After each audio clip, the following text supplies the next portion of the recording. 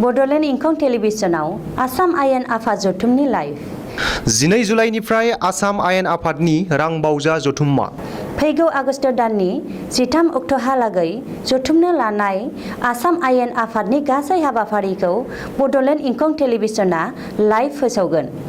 मुंख'नो गोनांदि बड'लेण्ड इंखं टेलिभिजनखौ केबल लोगोसे इउटिउबआव आरो गुबुन गुबुन बिजोङाव टेलिकास्ट खालामनाय जायो। बड'लेण्ड इंखं टेलिभिजनाव आसाम आयेन आफाद जथुमनि लाइभ 12 जुलाइनिफ्राय आसाम आयेन आफादनि रांबावजा जथुम्मा फैगौ आगस्ट दाननि 13 अक्ट'हालागै जथुमनो लानाय आसाम आयेन आफादनि गासै हाबाफारिखौ बड'लेण्ड इंखं टेलिभिजना लाइभ फोसावगोन।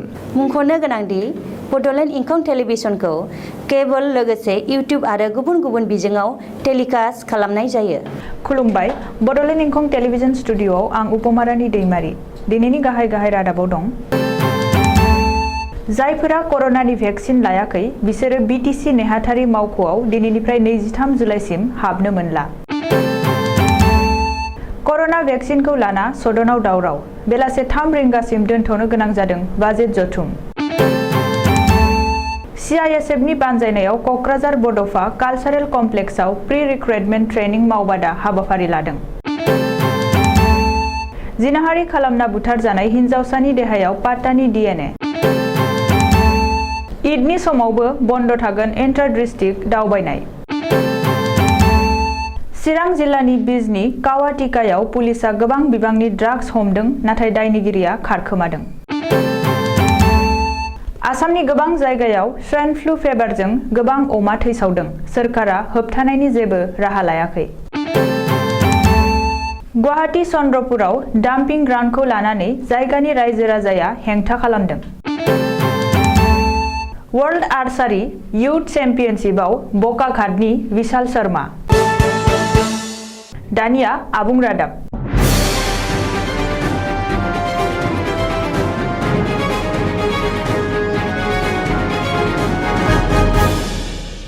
आथिखालाव आसामनि गोबां जिल्लायाव कर'नानि साग्लोबनायखौ नोजोर होनानै बिटिसि खुंथायनि प्रिन्सिपाल सेक्रेटारि शान्तनु पि. गडमारेआ बृहस्पतिबार खालि फोसावदों दि जायफोरा दासिमबो कर'नानि भेक्सिन लायाखै बिसोरो दिनै 16 जुलाइनिफ्राय फैगौ 23 जुलाइसिम सप्तासेनि थाखाय बिटिसि नेहाथारि मावख'आव हाबनो मोननाय नङा।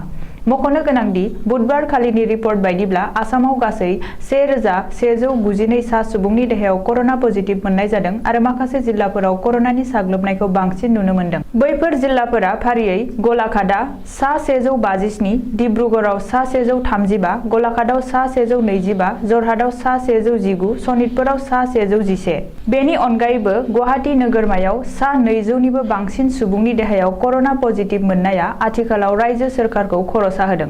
बेखायनो कर'नानि जायखिजाया समावनो रायजोनि SOPखौ सोलाय सोल' खालामनानै गोबां जिल्लायावनो आबुं लकडाउन फोसावनांनो हागौ। आसाम आयेन आफादनि सोलिगासिनो थानाय रांबावजा जथुम एबा बाजेट जथुमाव दिनै गोख्रों दान्थे बिदान्थे आरो दावराव। खुंथाय गोहो आरो हेंथा दोलोनि गेजेराव कर'ना भेक्सिनखौ लानानै बे दावरावा जादों, जायनि जुनै थासारिखौ गाहामाव लाबोनो थाखाय बुंथिगिरि बिश्वजित दैमारिया बाजेट जथुमाखौ बेलासिनि 3 रिंगासिम दोनथ'नो गोनां जादों। सावस्रि मन्त्रि केशव महन्तआ हेंथा दोलोनि दैदेनगिरि देबब्रत शइकियाया कर'ना भेक्सिननि सायाव सोंनाय सोंथिनि फिननाय होफुनाय समावनो कंग्रेसनि सोद्रोमा भरत नरहआ बुंथेनानै बे दान्थे बिदान्थे आरो दावरावा जादों। बे समावनो मन्त्रि पीयूष हाजरिकायाबो कर'ना भेक्सिनखौ लाना कंग्रेसजों लोगोसे माखासे आफादफोरा नंखाय बांसावनाय होननानै अजद होदों। ओरैहाय पीयूष हाजरिकाया कंग्रेसनि मुं लानायनि उनावनो भेक्सिनखौ लाना कंग्रेसखौ दाय फोनांदों होनना वाजेद आली चौधुरीया सदनाव सोमावसारो आरो बेनि बागै खावसे घन्टा सावरायनांगौ होनना दाबि खालामो। माखासे आफादफोरा कर'ना भेक्सिननि बागै नंखाय बाथ्रा फोसावदों, जाउनाव गोबां सुबुंफोरानो गिबि समाव कर'ना भेक्सिन लानो ओंखारबोआखैमोन होननानै सावस्रि मन्त्रि केशव महन्तआबो दाबि खालामदों। मख'नो गोनांदि रायजोनि गंफ्रोम नखर कर'ना भेक्सिन होनायनि खाबु खालामनांगौ होननानै कंग्रेसआ दाबि खालामदों आरो बेखौ लानानैनो सदनाव फिन दावराव जायो आरो बुंथिगिरि बिश्वजित दैमारिया उननि समाव सदनखौ बेलासे 3 रिंगासिम दोनथ'नो गोनां जायो। मिरु सोरखारनि पेरामिलिटारि एबा BSF, CRPF, ITBP, SSB, CISF एबा आसाम राइफलफोराव खामानि आवथायनो एबा रिक्रुटमेन्ट रेलिफोराव गोरलैसिन जानाय बादिनो बर' लाइमोनफोरखौ फोरोंनो थाखाय सालाकाटि NTPC CISF इउनिटआ फैगौ 23 जुलाइ खालि मोनसे मावबादा एबा प्रि ट्रेनिं हाबाफारि लादों। क'क्राझार बड'फा कालचारेल कमप्लेक्सआव जानो गोनां बे हाबाफारिखौ फुंनि 10 रिंगानिफ्राय जागायनानै सानजौफुनि 12 रिंगासिम जागोन। गोसो गुदुं बर' लाइमोनफोरा बे मावबादा एबा ट्रेनिंआव बाहागो लाहैनो हागोन।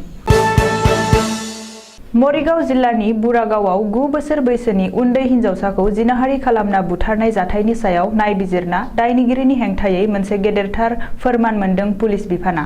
बुरागावआव जिनाहारि खालामना बुथारनाय जाथायजों सैयद आली एबा पाटाया लोब्बा दं होनना फरेन्सिक रिपर्टआ फोरमान होबाय। आसामनि DGP भास्कर ज्योति महन्तआ बिस्तिबार खालि टुइट खालामना बे बाथ्राखौ फोरमायथिदों। मिथिनो हानाय बादिब्ला जिनाहारि खालामना बुथारजानाय उन्दै हिन्जावसानि देहायाव लांसुनिया पाटानि DNA मोननो हादों। फरेन्सिक नायबिजिरनायनिफ्राय बावैसो बे रिपर्टखौ मोननाय जादों। फैगौ 21 जुलाइ खालि इस्लाम धोरोमारिफोरनि गोथार ईद। कर'ना भाइरासनि थासारिनि गेजेरजों देग्लायनि ईद फालिनो साखाफारा इस्लाम धोरोमारिफोरा। नाथाय ईदनि समावबो बन्द थाबाय थागोन मोनसे जिल्लानिफ्राय गुबुन मोनसे जिल्लायाव थांलाय फैलाय खालामनाय एबा इन्टार डिस्ट्रिक्ट हान्थिनाय। रायजोआव कर'नानि गाग्लोबनायखौ होबथानो थाखाय बिस्तिबार खालि कमिशनारनि मावख'आव जथुमनाय जर'खा मेलाव बे बिथांखिखौ लादों। मिथिनो हानाय बादिब्ला इस्लाम धोरोमारिफोरा देग्लायनि ईद फालिनायाव मस्जिदाव थुबुर जानो मोननाय नङा। गावबा गावनि न'आवनो नामाज फरायनो नांगोन होननानै गोख्रों बिथोन होनाय जादों। बबेखानि कर'ना भाइरासनि नेमखान्थिखौ गोख्रों मानिनानै ईद फालिनो थाखायबो कमिशनार बिश्वजित पेगुआ खावलायदों होननानै मिथिनो हादों।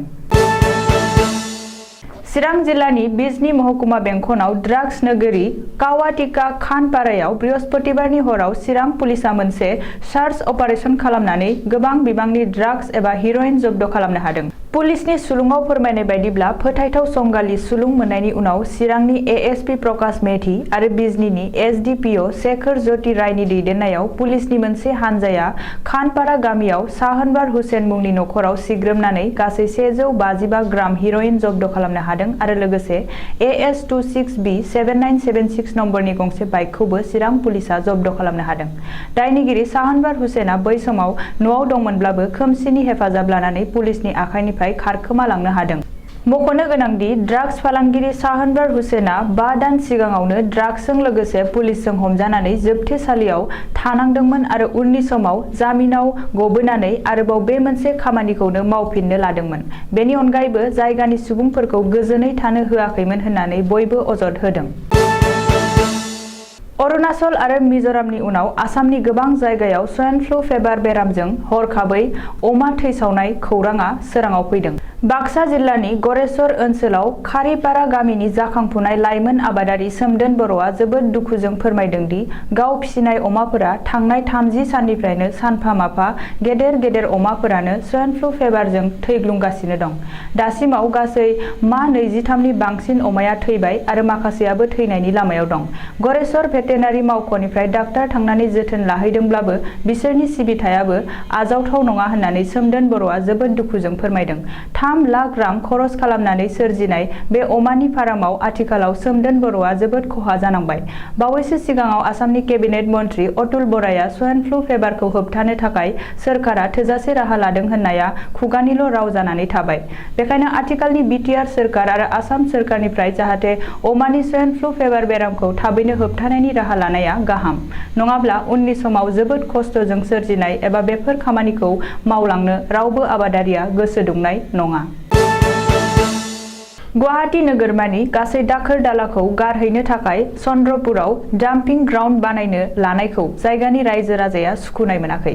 जाहोनाव बै जायगानि गासैबो रायजो राजाया शुक्रबारखालि सुबुं दारा खान्थिजों हेंथा खालामदों। बेखायनो पुलिसफोरा थांनानै लौथिजों बुला बुसि खालामनायाव गोबां हेंथा खालामग्राफोरा जोखोम जानांदों आरो सोरखारखौ गाज्रियै सोंखारिदों। हादोर नाङारि बोरला गावनाय बादायलायनायाव गलाघाटनि सासेल' बोरला गावग्रा महरै भारतनि टीमआव जायगा मोननो हादों गलाघाटनि विशाल शर्माया। गलाघाटनि विशाल शर्माया वर्ल्ड आर्चारी युथ चेम्पियनशिप 2021 नि थाखाय सायख'जाबाय। मख'नो गोनांदि फैगौ 9 आगस्तनिफ्राय 15 आगस्तसिम पोलेन्डआव खुंजानो गोनां वर्ल्ड आर्चारी युथ चेम्पियनशिप 2021 आव इन्डिया टीमनि जानानै बाहागो लागोन विशाल शर्माया। रिपर्टनि बायदिब्ला विशाल शर्माया 2013 मायथाइनिफ्रायनो एन्टार डिस्ट्रिक्ट बादायलायनायाव जाफुंसार जाबोदोंमोन। दानिया बोथोरनि खौरां। गाबोन सुनिबार खालिनि बड'लेण्डनि बोथोर।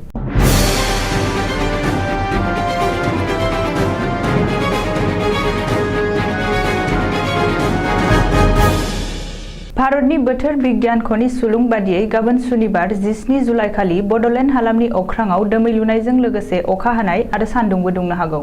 बड'लेण्डनि आवथायाव थानाय मोनब्रै जिल्लानि बोथोरनि गाबोननि सुलुंफोरा जाबाय फारियै क'क्राझार जिल्ला। गाबोन क'क्राझार जिल्लायाव बोथोरा 29 डिग्री सेल्सियास जागोन। फुंबिलि समाव अखा दोमैनाय आरो अखा हानाय लोगोसे सान्दुं दुंनायनि जाथावना दं। सानजौफु समाव अखा दोमैनायजों लोगोसे अखा हानाय सान्दुं दुंनोबो हागौ। थिग बेबादिनो हरनि समाव अखा दोमैनायजों लोगोसे एसे बिबांनि अखा हानायनिबो जाथावना दं। चिरां जिल्ला। गाबोन चिरां जिल्लायाव बोथोरा 29 डिग्री सेल्सियास जागोन।